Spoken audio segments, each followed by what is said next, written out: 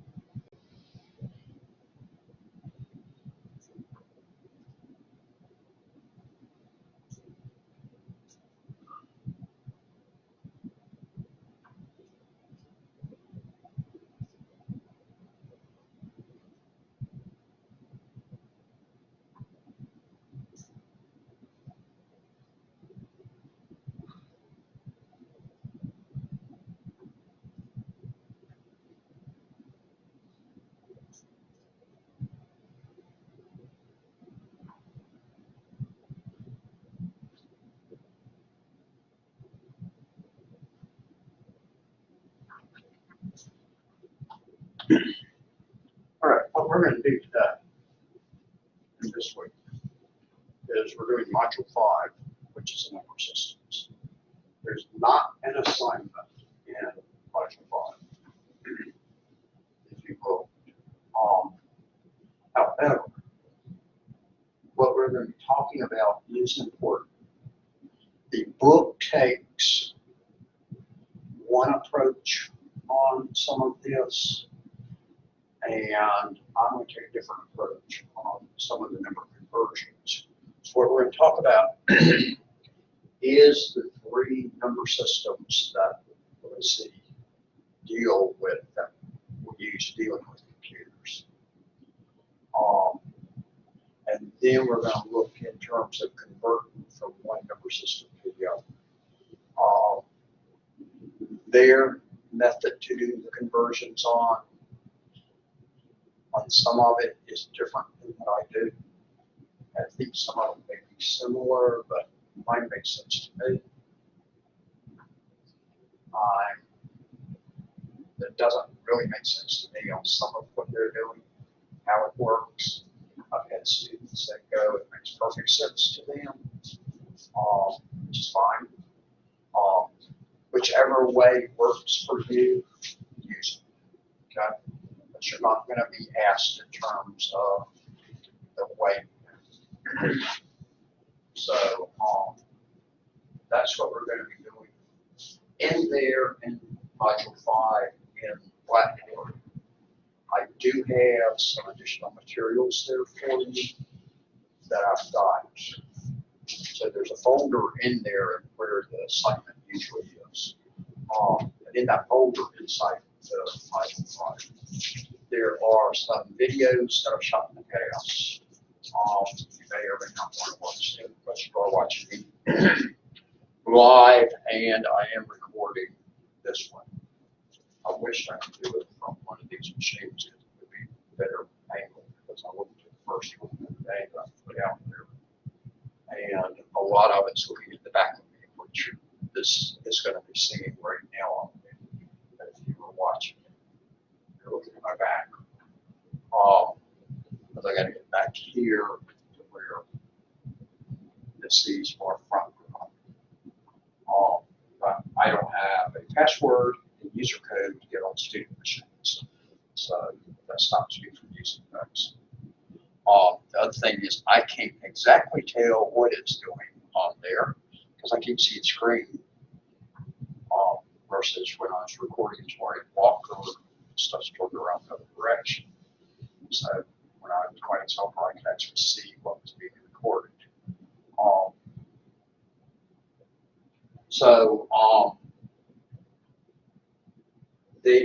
Those are there. The second thing that is in there, and actually it's the first thing I think, I know in the other class, I think it's first there, one of them. It should be the same in all, but I'm not sure. There is a document there for you, a PDF document, which goes through and does a little bit about the history of member, a little bit about member systems, which I'm going to talk about here in just a minute. And then it goes through and shows you how to convert from binary to decimal and decimal to binary. I'd like to write some more on it. I think it's got like 3 chapters to it right now. They're short. That I'd like to add in there hexadecimal also, but I haven't had a chance to do that. And this semester, obviously, I'm not going to get to that. I haven't even graded any of y'all stuff yet. Which I've already discussed in another class. The online classes, I have been grading their discussions and their collaborating sessions. So they got some stuff out there. But as far as assignments, I haven't had a chance to get to them. So that's out there for you, and it's going to go right along with what I'm going to show you. So the first part of it is part of what we're going to talk about today, and then the other part of it actually does conversions from binary to decimal and decimal to binary. We're going to do that on Thursday, and we'll also do to hexadecimal with everything also. So that will be occurring there. As it continues to be a solid schedule for me so far, Saturday I was actually over here, over that building, high school building, with the cybersecurity team, because they were sending one of the teams semi-finalists in state, and they had their last competition for that, and their scores looked good when I left. I haven't heard back from Strongly on how they ended up doing. I don't know if she's gotten the final scores or not, because we were missing one score on it, but based on the 3 scores or the 4 scores that we had when I left, we were supposed to be the top of the state on our tier.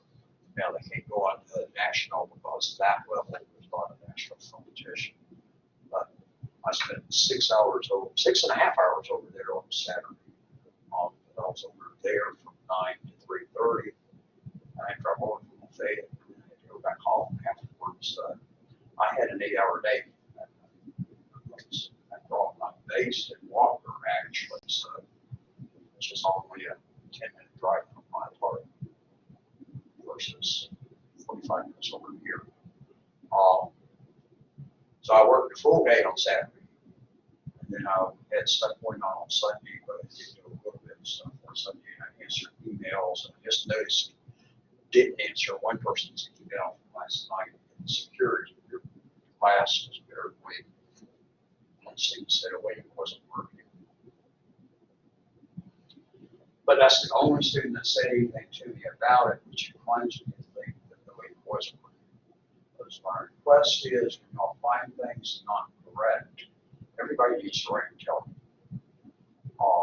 Not just wait on somebody else to do it. And if that was the case, I'm pretty sure there's a couple other people that would read about it. So where we're going today is we're going to first look at what are member systems, how member systems fit into this, okay? And then we're going to look at the 3 specific member systems that we're doing. But out there in the world, there's an unlimited number of member systems. You are used to the decimal member system, and that's one we're going to look at today. And I'm going to start with it. We're going to start looking at specific member systems, because I want you to see what you already know. And some of it you may not know of it. that you may know the end result is a thing or two, but not know where it came from. And I want you to see where some information came from, because in turn, you look at the other two number systems. That's going to make it easy to understand how those number systems work. And then when we go to convert numbers back and forth, then it'll make it, to me, real easy for you to remember the stuff on it. And if you go to work with any other number system after you get out of this class, it'll be easy for you on doing it, because they all work on the same basis. Okay? It's just what is the base of the number system is the different part of it. So with number systems, we as humans today use a base 10 number system. It means it's got 10 single-digit numbers. Okay? And that's what you've grown up and used all your life, and that's what everybody else in the world uses today. And that's what we've gone to at this point. Now, it's got 10 single-digit numbers in it, and there, like I say, there's an unlimited number of other number systems out there. Why would we have come up with a number system that has 10 single-digit numbers?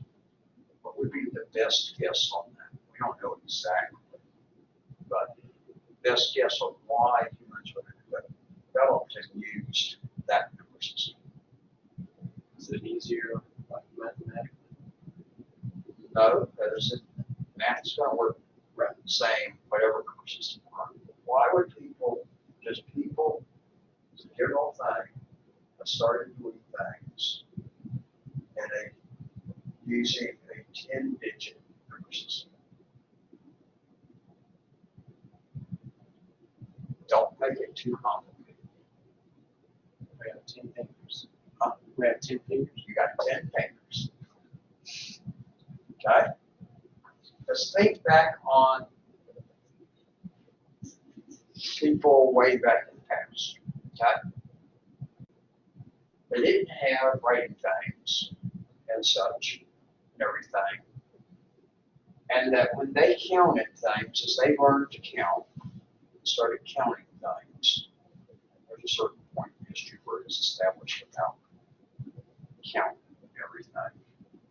That as they started counting, as a matter of fact, 0 was a number that took a long time until it was in modern, essentially modern times. It was like along the Roman Empire and closer that 0 actually came to be, and the places recognized 0 as a number.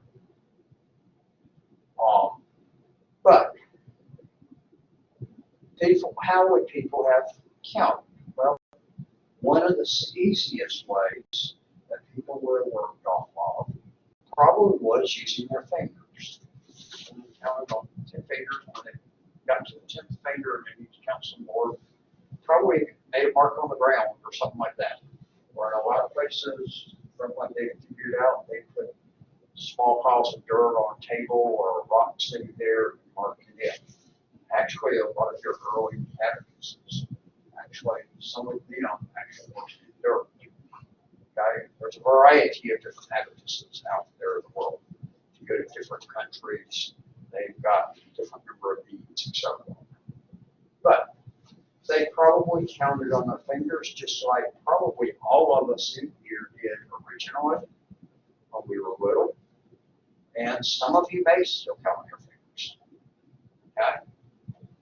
But I'm not doing something like that on, so not a problem. I suggest you try to learn how to do it ahead of working on it so you can do stuff faster, but some still like to go back to their fingers. Okay?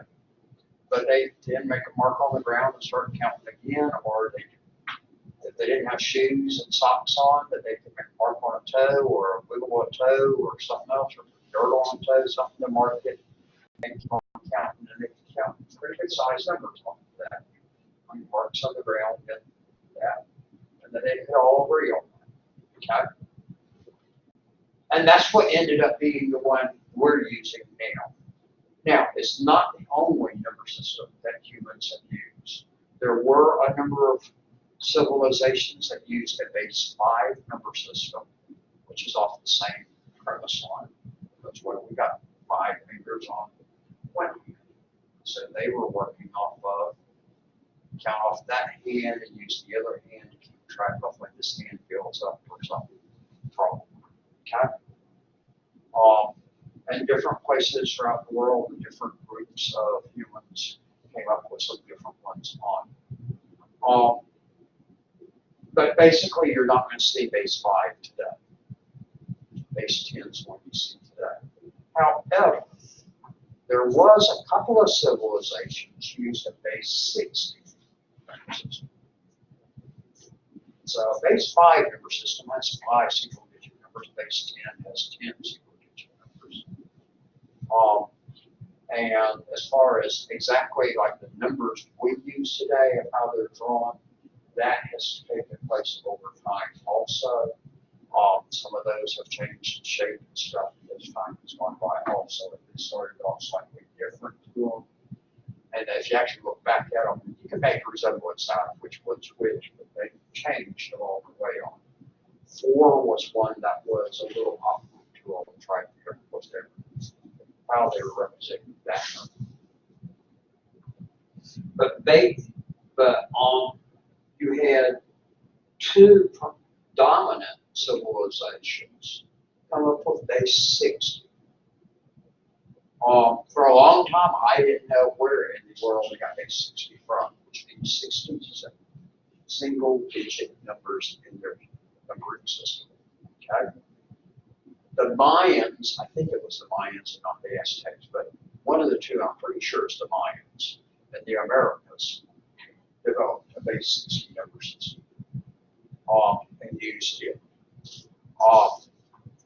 Really not anything from that one that you're dealing with today.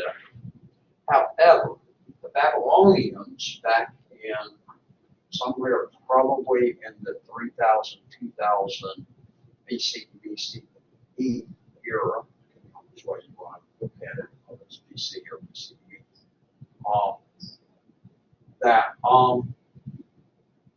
they came up with a base 60 number system also. And that was 2 separate civilizations that had no contact with each other.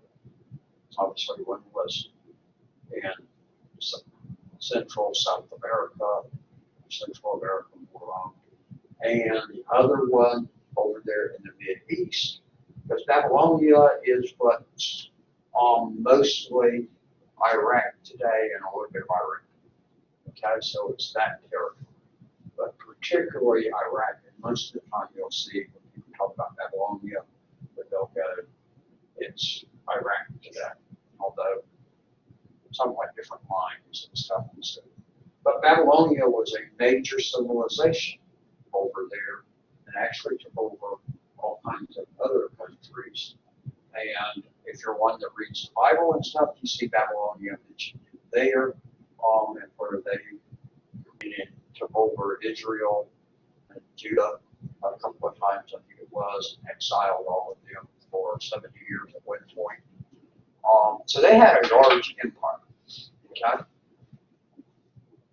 But the thing on it is, and with them, and I think the Mayans were, from what I understood, the Mayans were somewhat similar on how they counted, but with the Babylonians, I know it was with them, they were doing counting joints on your fingers, hands, feet, all kinds of stuff, and that was how they were, depending on how you held exactly your hand, indicated each one of the numbers, and that they were really counting off joints. And somehow they came up with 60 combination of joints on feet, hands, and arms somehow. Okay? Exactly, and I've seen pictures of it, but exactly how they got up to that number, I'm not sure, but that's what they did.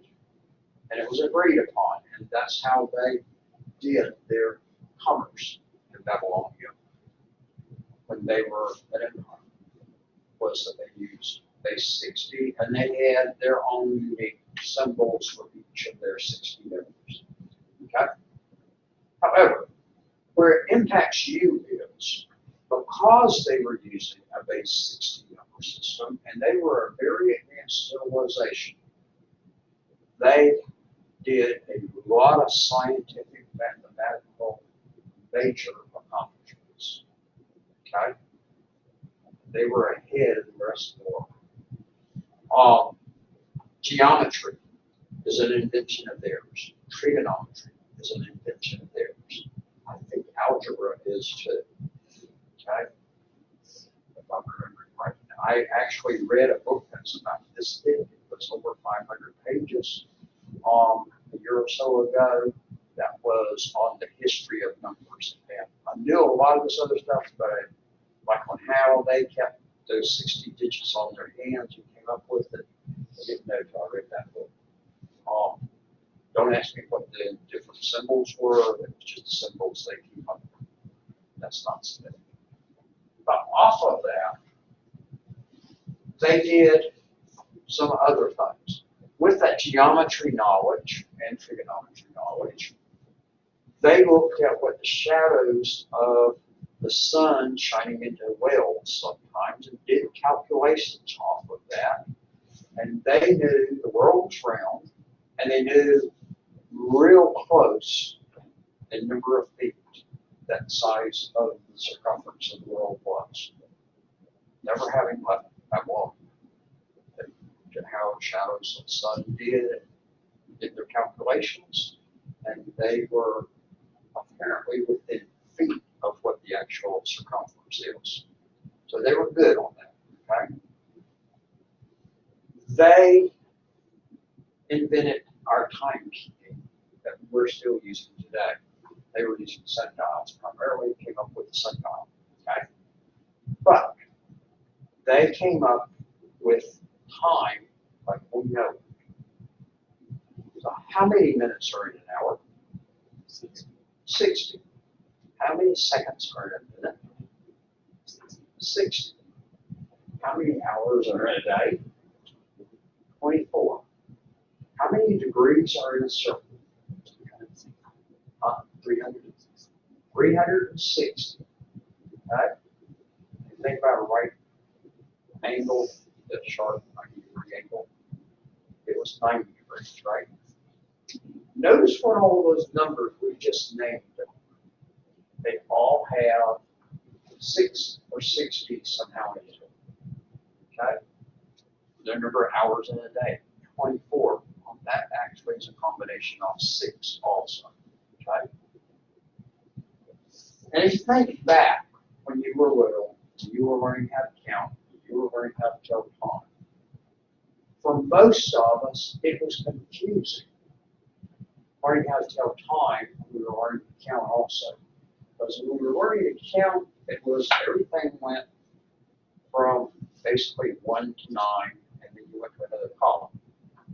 1 to 99, and you went to another column. And so everything was working off this 100 type basis. Okay? But the clock, 60 minutes. You only went to 59 and you started over it. That didn't match anything else you counted. But if you counted minutes, it worked differently. If you looked at the hours, it's 12 hours. It goes back to 6 again. Okay? And if you were trying, then when you got a little bit older, you started learning about number of degrees in a circle and that type of thing, and taking a little pre-geometry and stuff that you got in 3rd grade and such things. They threw some of that in at you, but if you were in scouts or something else, you had it thrown at you as you were doing some math reading and such. Where did you get the number of 360 from? Where did you get 60 minutes from? 100 minutes would have made a whole lot more sense. 1,000 degrees would have made a whole lot more sense than 360. And been a whole lot easier to learn. But they get it from what they did. They were operating on 60 numbers, and then you started over. So they said that many minutes an hour. Created that on. So you're stuck today with stuff was developed and works off of 60, base 60 number system. Okay? So you really are working somewhat with some other number systems in your mind. You've learned that, okay? Because all of us know that there's 59 minutes, and then when it goes to the 60th minute, we start the next hour, and we start over at 0. And we move the hour up. And on digital clocks, I suspect that was a delay on us getting digital clocks as quick as we quite had them, because that was a different piece you had to do your programming, a little bit different way to program on that versus our normal thinking. Okay? Because you're more likely thinking in terms of things. So that's where we've come from with number systems. But we've settled on in the world today that we use humans as a basic thing unless there's special situations. We use decimal. So we follow that? And actually cover that in that little handout too, that you will go with that. Second one, binary. So humans are decimal. Binary is the number system that computers use. That's what it uses to store stuff in onto your storage drives, whether it's your hard drive, or solid state, or whatever. They're going to store it in binary. Memory is keeping it out there in binary. Why is a computer going to use binary instead of using decimal? Binary only has 2 single-digit numbers. There's only zeros and ones in binary. Now, think about that computer. Why would we want to use binary in it instead of having to use decimal? After all, we're all working in decimal. Why not have the computer do all of its inside stuff in decimal? Why would you guess that we've gone to binary for that?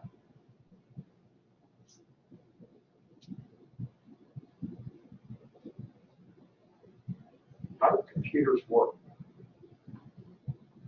What do they run on? Electricity. Okay? With electricity, it's either electricity or you do a lot of magnetic type stuff too. Okay? With electricity, what's easy to do with it? It's either there or it's not there. Yeah, we can sit there and determine is it partially there or not, but that gets tricky. To tell you the truth, most of the things we do on electricity, there's a variance on it.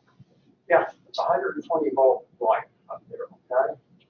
But the amount of electricity coming from the utilities on it probably has a variance of, if we put a meter on it and measured it right now, it's going to have a variance from 105 to 130 volts passing through.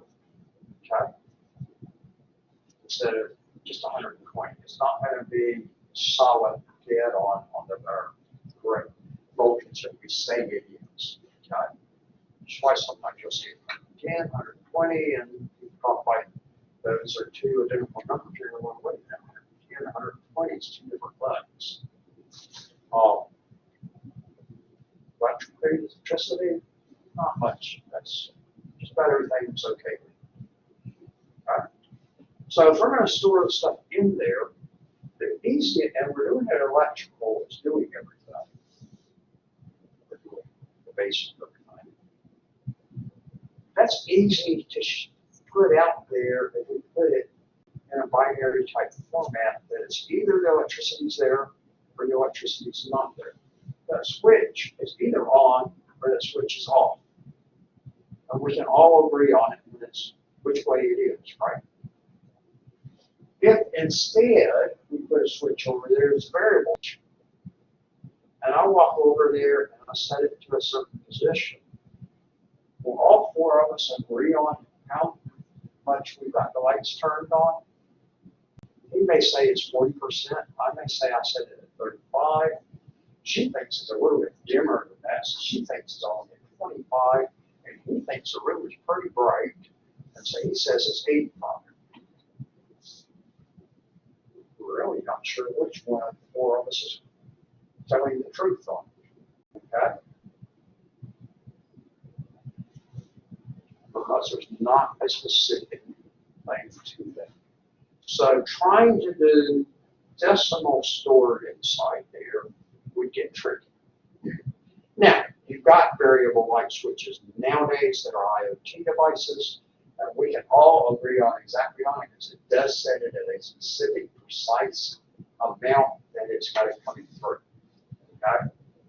Then again, when I'm at church on Sunday morning and I control the lights in there, and then I cut them down to 20% at one point in the service,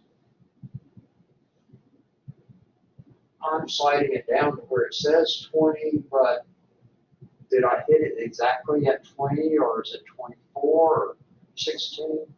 Who knows? You know, there's some variance on it. As my finger leaves that slider, obviously, it may bump it slightly one way or the other also. If I get it down below 15 or so, yeah, I probably can tell that the church isn't quite well as good as we normally like it to be. If I get it above there, I'm going through the room, it's a little bit bright. And the bar claims that the lights are on too bright and generating heat that's getting hot. So don't tell them on that. If you're looking at where you're storing it on your disk, it's easy with binary. But what are you doing? You're putting magnetic charges out there on it. If the magnetic charge is there, it's a 1. Magnetic charge isn't there, it's a 0. Binary, so I've got zeros and ones. So that's real easy to represent. If you look at your CD, DVD type things, that's just as simple. I'm not sure which way it really works on this. I'm going to go with one way on it. But it could be the other way it doesn't. It's not significant. It's got pits and lands. Pits is when the laser has burned a hole in the CD or DVD. It's burned the hole all the way through, but it's burned the hole down into it. It's twice a pit. Okay? The land is where it didn't burn anything. And the pit, I've always just thought should be 1. This might not be. And that land should be zeros. It could be that it's vice versa. That's not any significance to us. But it's real easy to put it on that media using binary. So everybody follow on that? If you tried to do a decimal number, that would be tricky. Because how do you get 60% of a burn? Y'all follow on that? So making the machine run in binary makes it real simple for the machine, because that's where the machine is designed to be. Us humans got 10 fingers. By the time we were little and we started to count things before we even were able to really count, we were using fingers to keep track of it. So decimal makes sense to us, and our brain can easily carry everything in decimal. Okay? Obviously, if we could have base 60 and base 5, we could make our brains operate in binary.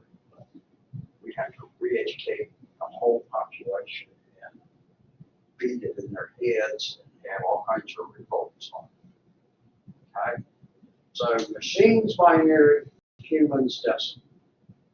And the machine, when it goes to display it on the screen, it knows how to switch that right back around because it's all encoded in bytes. How many bits makes up a byte? 8. Okay, that's going to come back later. And so we're representing in a byte, and those 8 bits, we're representing a character we're used to, so it switches that. Let's put it on the screen. You type it in on the keyboard, or you say it to it, and it switches that character into binary when it goes to put it into the computer. And it flips that back and forth real fast. Okay? So it works with that. However, you as a networking person, or you as a cyber person, I'm not don't remember all of y'all, when it's going to come to play in both areas.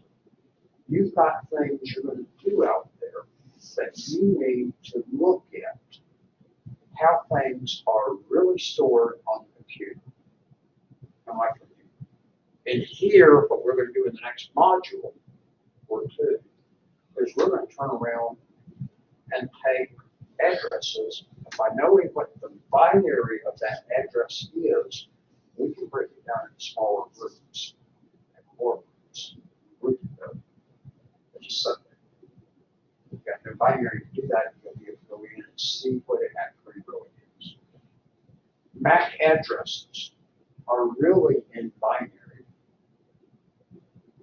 but we're going to see them expressed in hexadecimal. That's what hexadecimal is going to do. This hexadecimal will allow us to look at what's stored actually inside that machine and see what would have been if we looked at it in binary. So you look at it, and you can dump out pages all the time, but y'all really Notepad and open up a picture. If you open up a picture in Notepad, what happens? You get a whole bunch of all these strange characters all over the place, including characters you recognize, but all kinds of characters. You'll find out what all the characters are the computer can actually store. Because it's taking all of those, looking at the codes it knows, and giving them to you. But you're going to see also, a lot of times, symbols that look like that on the page on there. Okay, and that's one of the symbols sitting right there by the letter A, and it looks like, well, that's supposed to be a letter also. Well, that's the issue. It's supposed to be, but we don't have any character either defined for it now in our coding schemes, or our machine doesn't know how to deal with whatever character it is. Usually we don't have a character defined for it. Because we've got the capability for tons of characters we stored to be encoded out and back coded in. We started off working with 1 byte to put characters in, which is why your definition of a byte, quite often you'll see defined as it's the space it takes to store 1 character, although you can vice versa do some stuff around that, but that's what it really essentially does. Nowadays, actually, we take 2 bytes to store 1 character, because when we used ASCII and hexadecimal, it took 1 space. The only problem was computers started off American-centric or English-centric. Okay? And they were really American-centric. So when we developed the original coding schemes and everything, we just developed coding schemes that had letters A through Z, upper and lowercase in there, numbers, and a bunch of special characters. And then had a few extra ones we weren't using. And then as we started getting some other, as people using other languages started using, we used those. Well, that worked fine for when it was Western civilizations, because Spanish has only got, they're using the same letters we are, but then they add a few letters on where, like you got the letter A for Spanish, that actually can be represented a couple of ways. That there's an A with an accent on it versus just an A. Okay? And so on. And then you go to the other Western languages, it's literally the same, and that will. However, when you throw in Asia into it, and they got to using computers, put their languages in there, we can say for all their letters. Chinese got tons of letters. Japanese got tons of letters, and they're different than our letters, and Japanese letters are different than Chinese letters. Okay? Korean or whatever. So they had to have, and they didn't have space to do it. So they came up with a whole new, they expanded it and went, we're going to do, instead of using 1 byte, we'll use 2 bytes, we'll still, and 1 byte will still represent the things we already represented in 1 byte, and just have a blank byte that goes with it. And if it's the more complicated ones, they go on over and use the 2 bytes. But still think of a byte as a character. So no problem with that. But technically, most of the time now, it's 2 to 3 unicode now, which they ton more, and we got extra stuff on it, which is where those appear from. That the combination of the bits that represented that spot in that picture, the computer looked at those bits and went, I have no idea what that is. It's not in my chart. That gives a little square like that a lot of times. Okay? And they're adding more stuff out there with codes, because some of your emojis and stuff actually are put out there as codes. So like where on my pictures, I add a piece of code into them that says copyright 2020 Dwight Watt. I put the copyright sign there beside 2020, which is an alt 0169. That actually is one of those codes. So I was just talking about. There's a similar code also for the letter A. I don't know those. I just happen to know that one because I use it all the time. Because I stick it on every one of my pictures because of the special stuff about the picture. Okay?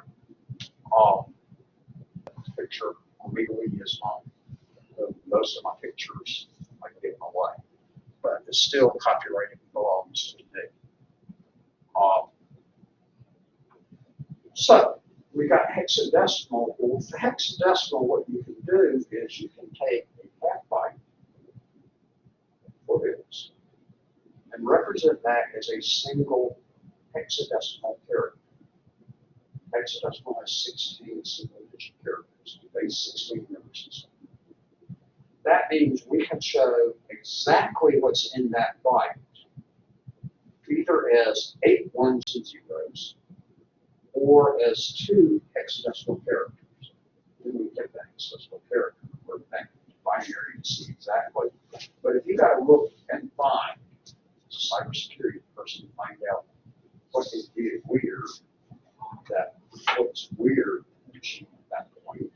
So you got a memory deficit there. You got to dig down, and you know it's line 15, position 13 on that long printout of all zeros and ones. What is going to happen to you when you try to search it? If you're looking at a page full of zeros and ones, you're going to get confused and you're going to go crazy. You're not sure what I mean by that.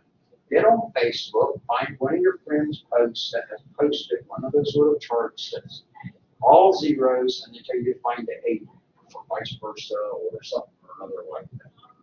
And try to find that number. Okay? You go crazy sometimes as you see. And even after you find the number, then you go to look at that same spot again, and the numbers are just flipping on. Okay? That's the problem with reading a real dump of the memory or a real dump of the disk. Okay? You'll follow on that. Or looking at exactly what is really coming across the wire. Well, this polarity says it's in bit by bit. Okay? So if you can grab a specific spot, you want to be able to find it in that spot. So from a cyber viewpoint, if that's what you're going into, or a networking viewpoint, or even if you're a programmer, you don't need to know that stuff. Because for a programmer, a lot of times when it bombs out, when the program blows up, it quits unexpectedly. It'll tell you what spot it was at when it failed. That was in the memory. It's just told you what spot it was doing something in the memory. And you can get a dump of that at that point, and then look to see what your contents of your various variables were if you can read that binary under that tags out there. And if you try to read it in binary, you go crazy trying to find it. That's what people like do originally. Then we started just dumping it out in text, which still showing it exactly like it is stored when we've got it in hex. If we put it out in decimal, we had to change stuff around it, move it, then we get odd symbols and stuff. It doesn't tell us exactly what was there. We need to know to the very specific binary bit for it. Okay? We know it in hex, we know it's binary. But binary, we'll go start rates. Hex will keep you from going to start rates. Okay? The men in the white suits won't come take you away quite as soon. Okay? But if you try to read purely binary, you may be sitting over there in the hospital for a little bit trying to get that straight. So everybody follow on that? So now let's look at the numbers. That was the first part I want you to see. So I want you to see why you're going to use each other. Now the part we're talking about, Babylonia, base 60 and stuff, that's not going to be on any test or anything. Okay? Unless you ever take a history of computers. You might see something about that here from there. Otherwise, that's not what I'll do. You'll hear about it sometimes as explanation. It makes a good reason why you're doing it. And about this isn't something unusual. Okay? So everything we're going to talk about is mathematically sound right here. Okay? If you go talk to a mathematician, they will tell you, yeah, I'm telling you exactly correct mathematically. Now, no y'all aren't in here to take computers mathematically. Okay? Because students that come to GMTC are coming for a business approach to computers. Although in networking and cyber, you do hit numbers some. Okay? But like when we do any programming type stuff, we tend to stay to business stuff. If I was teaching this class for tech, y'all be sitting here outshining me on the mathematics part, but still the same type of things apply.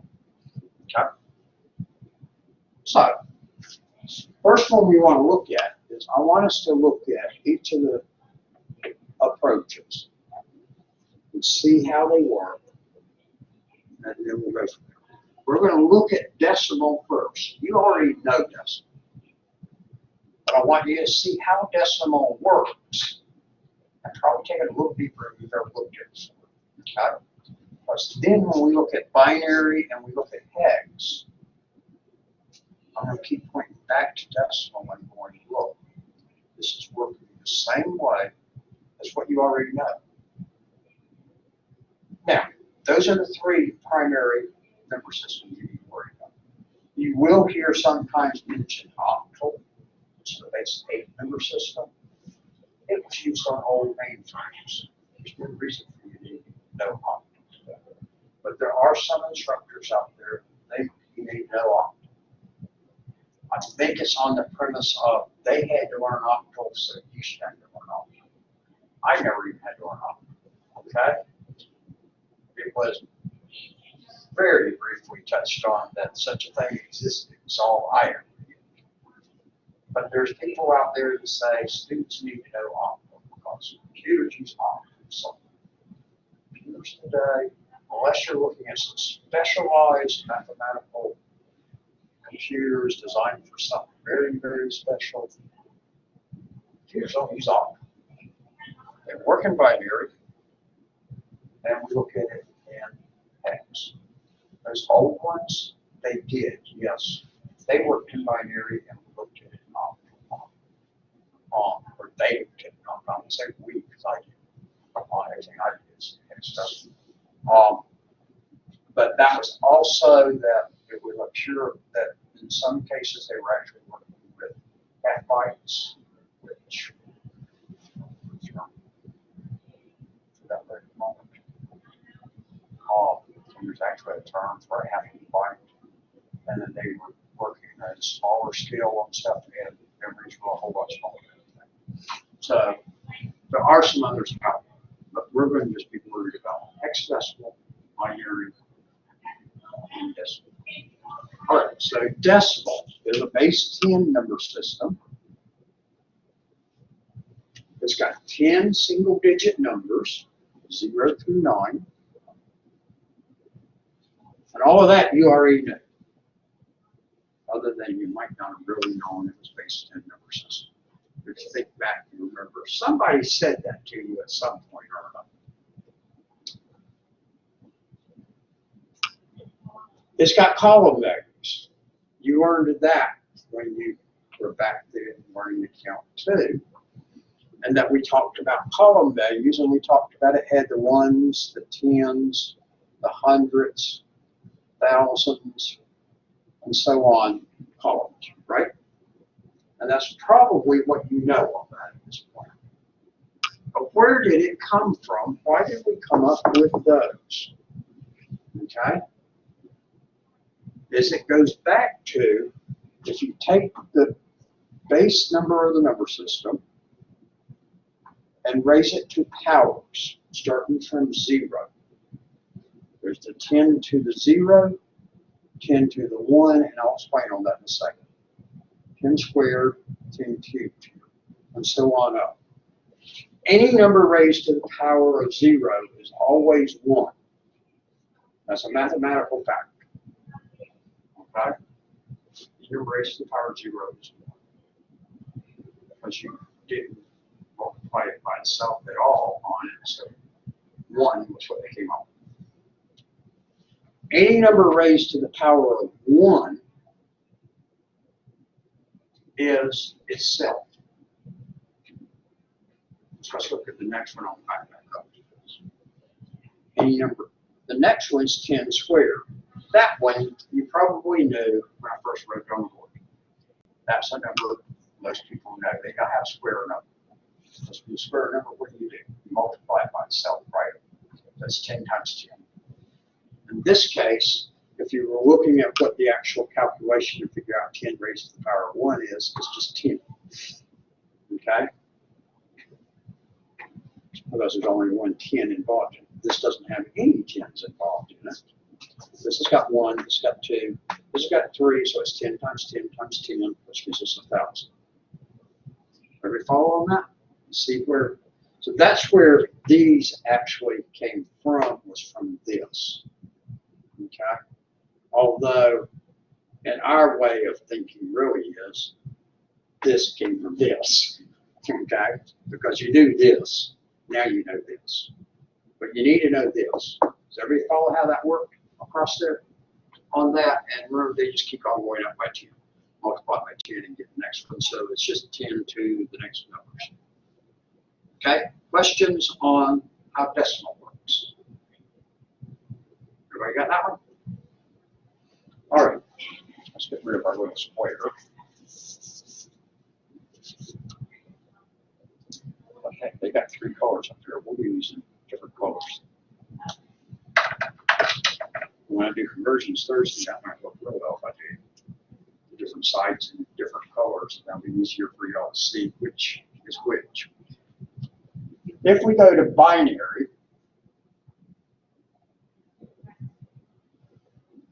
binary, like I already told you, is a base 2 number system.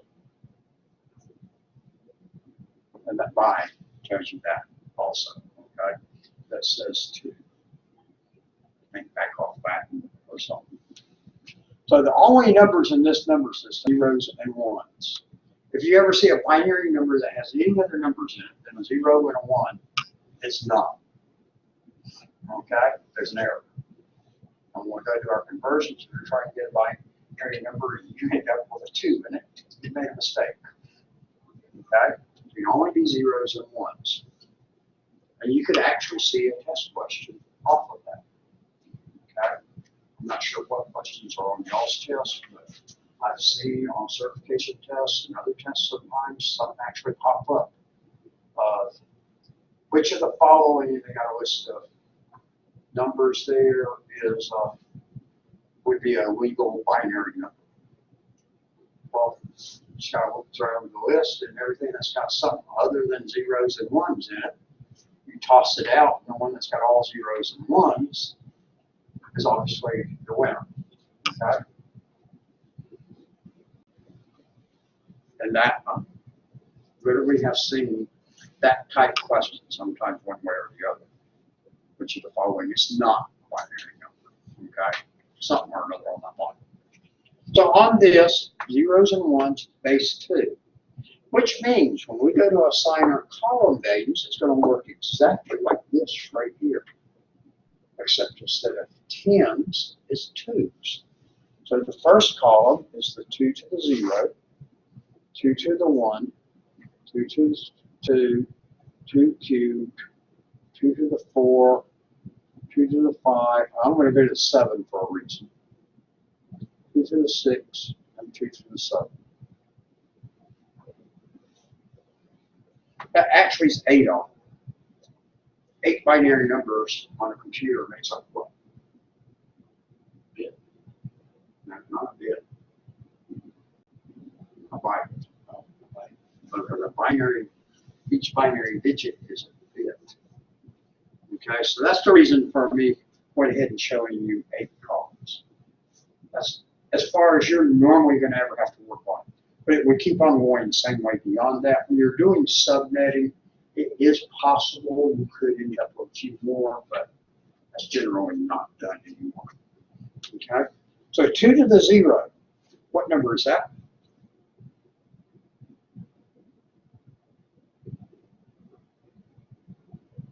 What did I tell you? That any number raised to the power of 0 is always what number? 1. Well, that's the ones column. Okay, so far so good. Just like in decimal, right? 2 to the 1. What value is that? What's the rule about anything raised to the power of 1? It's itself. It's itself. That's 2. 2 squared. Y'all give me that one real quick. Come on. You've heard that one all your life. 2 squared is what? 4. 4. It's 2 times 2. 2 cubed would be 8. 2 to the 4th would be 16. And I'm going to do sideways to represent that this is for 8, 1 column. Okay? And then the 32s, 64s, and the 128s. Okay? Notice they keep doubling. So once you get the first couple of them, just keep on, use your base number, but same way it was over here. Once you get the first couple of them, on by 10 going on. So that's your column values and binary. You ready to follow on that? Now, when we get to Thursday, we'll start doing number conversions, and we'll see numbers in here and back over to here and such. Any questions for me on binary? And that is humans, computers, and now we're going to do the one that will give us, sort of serves as a translator, a mix between the two for us. Hexadecimal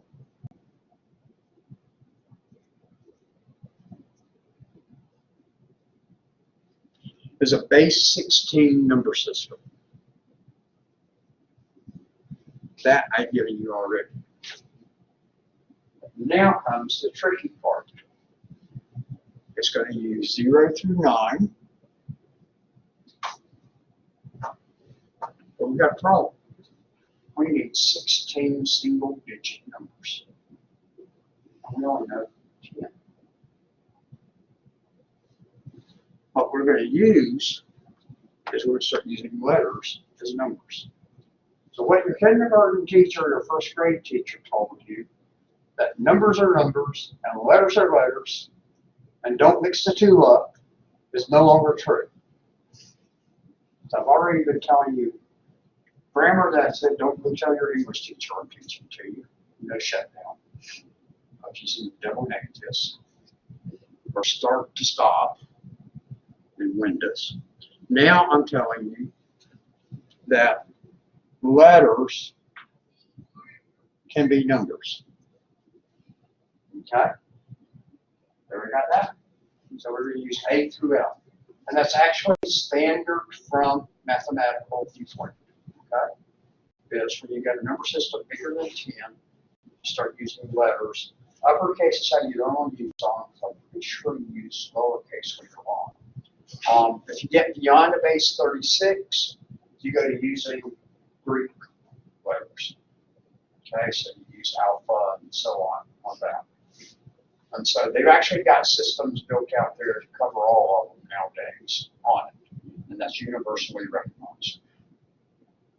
Versus the Babylonians and their strange little drawings they had for each one of their 60 characters that they came up with their own thing. Okay, so that's your single digit numbers. Remember that. You're going to need to know that. Okay. Now, your column values in hex are going to work the same way as you did here and you did here. It comes back to that number. What's our base number? Okay, which is how many single digit characters do we have? So we're going to have 16 to the 0, 16 to the 1, and 16 squared, and I'm not going to go any further than that. You're really only going to have to normally deal with on hexadecimal 1 or 2 columns is all. Y'all see the reason in just a second. 16 to the value of 0, raised to the power of 0 is what number? 1. So it's the ones column again. But guess what? And no matter what number system you got, the rightmost column is always the ones column. This things go crazy after that. Okay? Because the next column is 16 to the 1.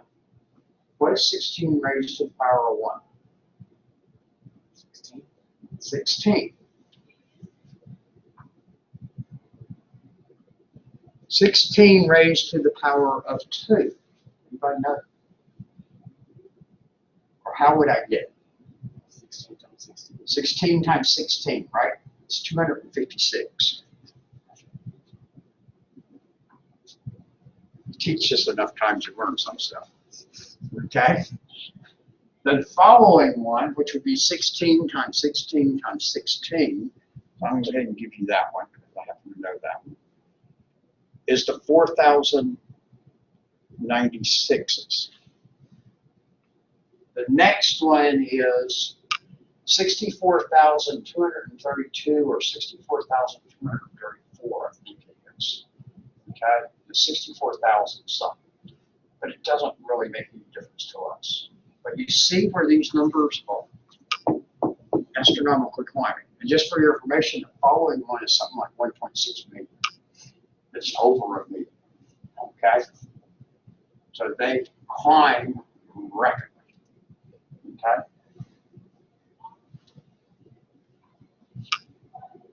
You're only going to really be worried about that. If you're looking at the whole, looking at some stuff on it, you're really not going to deal with the next one. Actually being, when you're normally looking at memory type things, you're only going to be looking at one of them. Because here's what happens. You can take half of this byte and represent it as a single hexadecimal character.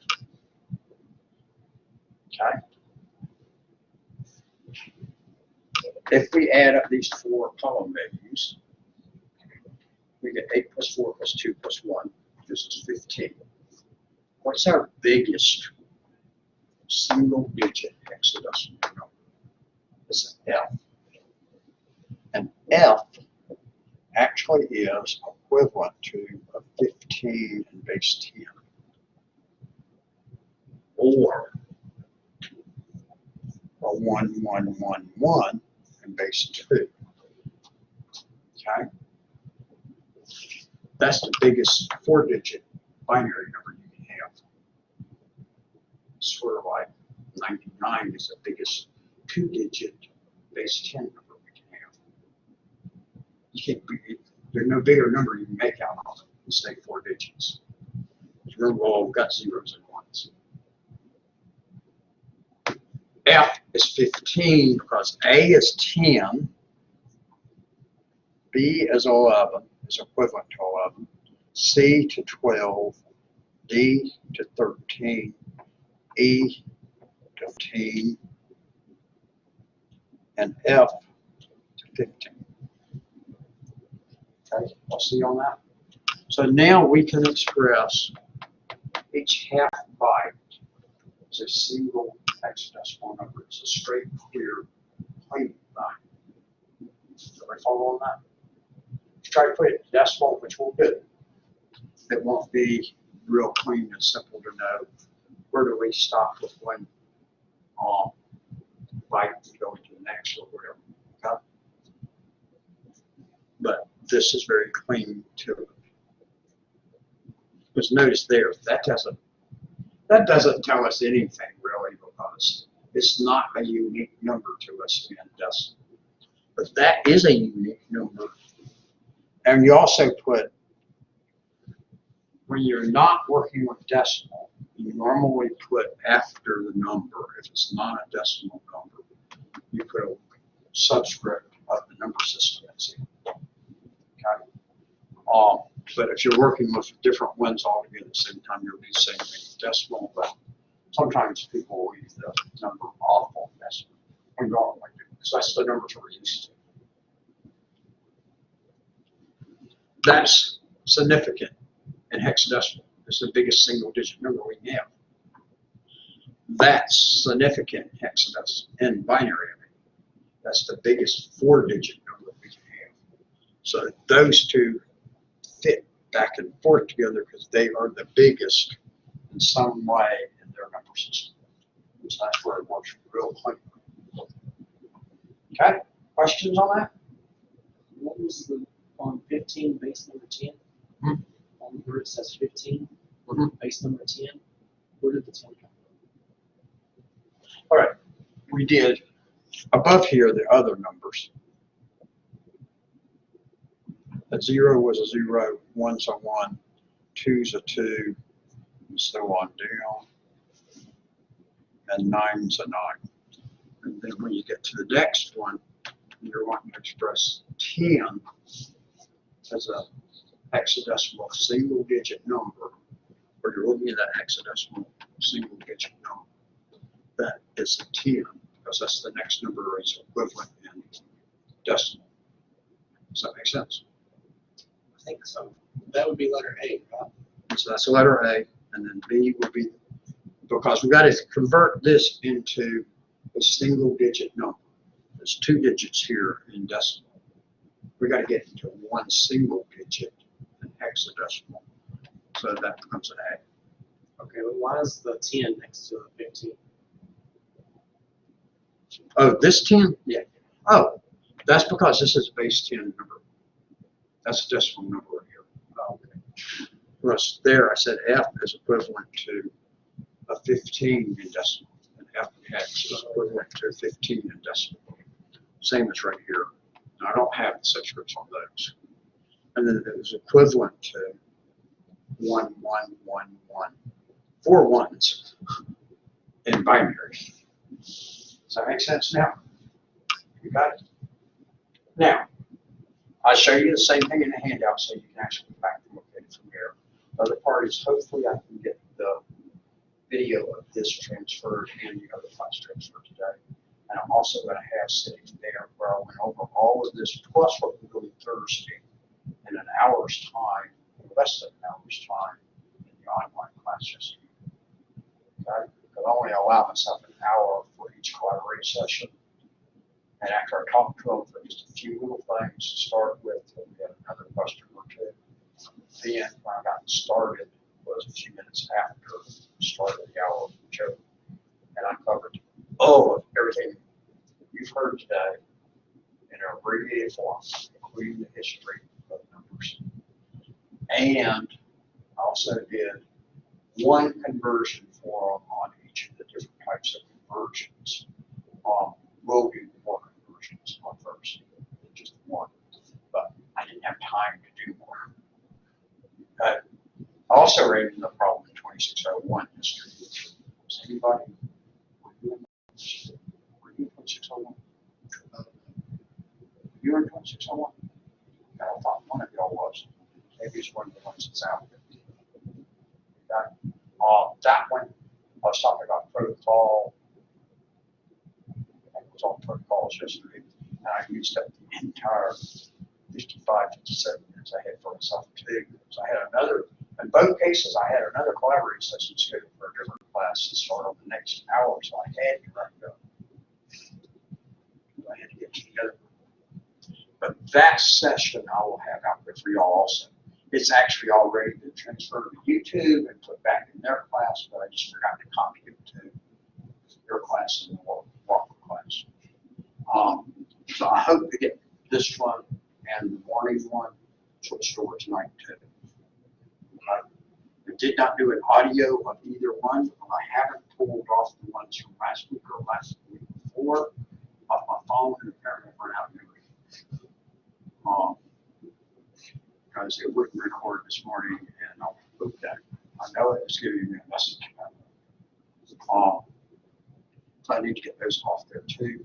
And they've told me I need to have all of my recordings out there on the YouTube and then put it back for students to look at, not tell them to look at it and collaborate. The recordings live, they can watch and collaborate. But the recordings, not to tell them to because they're not 88 providers. They don't have closed captioning. That collaborating is not closed captioning. YouTube does closed captioning. It does a good job. So that's why I'm putting them on YouTube and then putting links to YouTube classes. So I got all of those to get moved to. Apparently people think I sit around bored.